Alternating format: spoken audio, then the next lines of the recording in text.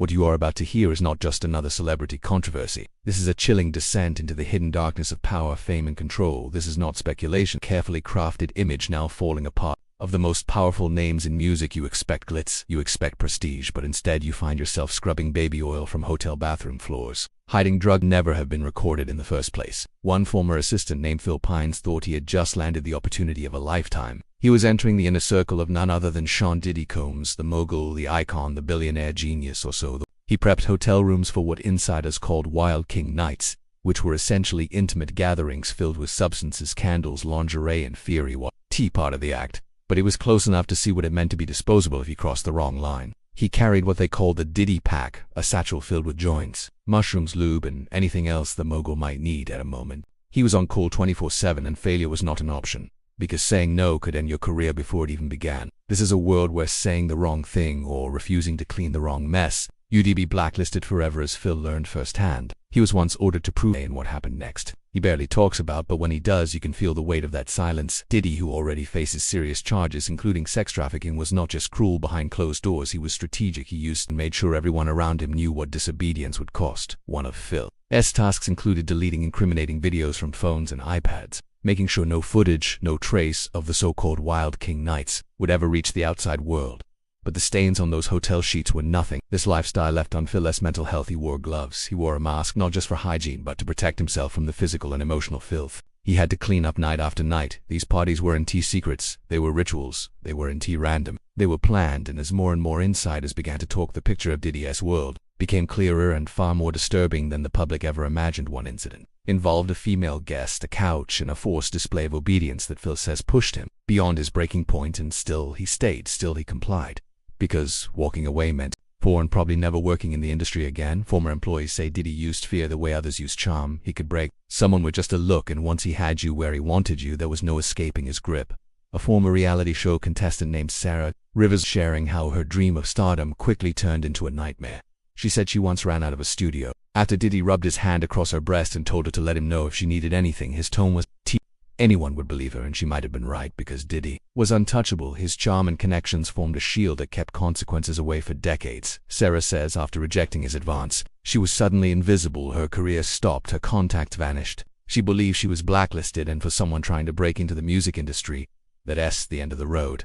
The attorney Andrew Van Arsdale says his team it was a pattern, a decades-long pattern, and if the evidence continues to pile up as expected, the consequences could be severe. Not just for Diddy, but for everyone who helped him hide it. Phil Pines remembers the black eyes, the violence, the fear. He once saw Diddy kick a woman twice during a fight in Florida, her hoodie torn off, her chest exposed, her body and dignity thrown aside as though she was nothing more than This wasn't shocking to him, it was familiar. These stories aren't just allegations anymore. Part of a growing mountain of testimony against a man who once sat at the top of the entertainment world, and that mountain is threatening to bury his empire forever. What's most terrifying is how long it all went unchecked. How many people knew and stayed silent? How many hotel rooms were cleaned? How many videos were deleted? How many careers were destroyed before someone finally said enough? But it's happening now. People like Phil standing up, speaking out, and exposing what really goes on when the cameras are off and the doors are closed. They're risking everything to reveal the truth.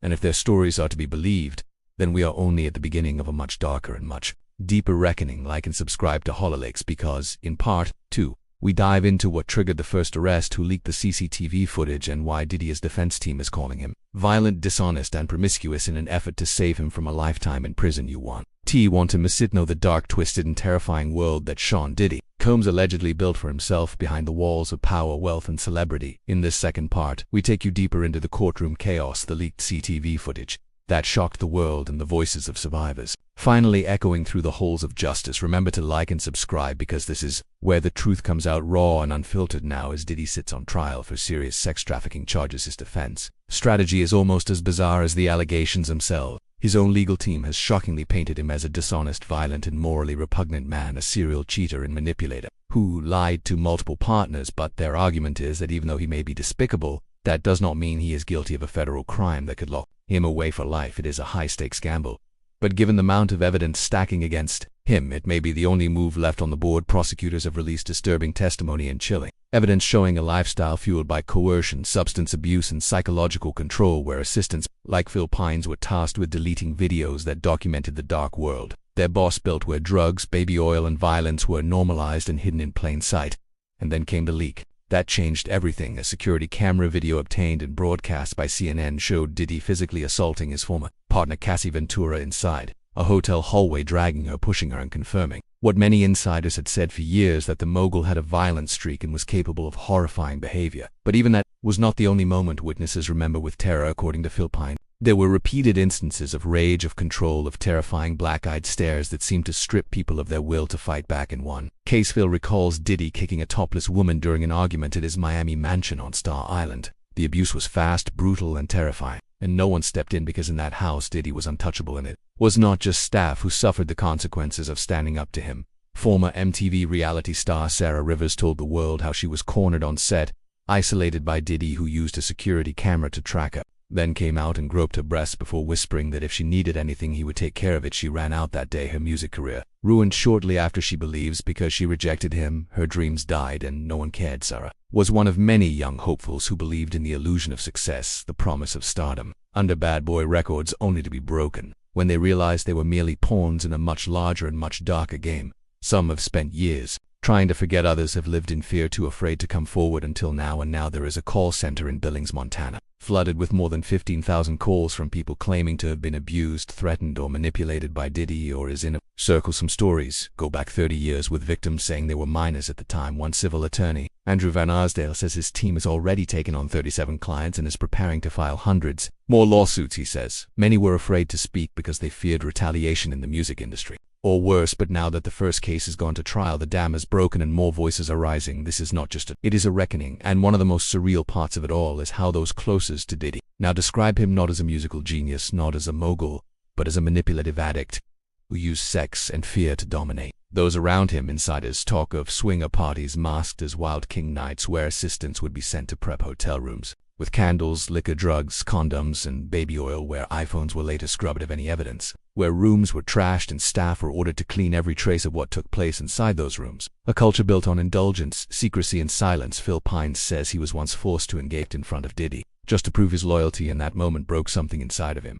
He ran out of that hotel room sick, disgusted, powerless, unable to believe what his dream job had turned into. Now, years later, he is still dealing with the trauma, but he is finally speaking. And he is not alone. More and more people are standing up, sharing their stories, hoping to hold one of the most powerful figures in entertainment accountable, not because they want revenge, but because they want it to stop. They want no one else to be silenced or blacklisted or violated the way they were. Diddy has denied all allegations and pleaded not guilty to every charge, but as the courtroom proceedings unfold and the witness list grows longer, so does the public's awareness that maybe, just maybe, what they saw on stage and on screens was never the full story. Maybe the truth was hidden behind private jets and designer sunglasses, behind million-dollar birthday parties and magazine covers, behind smiles and success was around him to protect his image. But now that image is shattering. The lawsuits are piling up, the cameras are rolling. But this time, not for music videos or fashion. Sarah Rivers and the other brave souls coming forward, they are not doing this for fame. They are doing it for freedom, for healing, for the truth. Because the cost of silence was too high and the damage too deep. And now the world is finally listening as one survivor put it. Justice looks like jail time. If the allegations are true, then maybe for the first time in decades, someone who seemed too big to fall may finally be forced to face the consequences of a life lived above the law. This is HollyLeaks. Make sure to like and subscribe, because more truth is coming.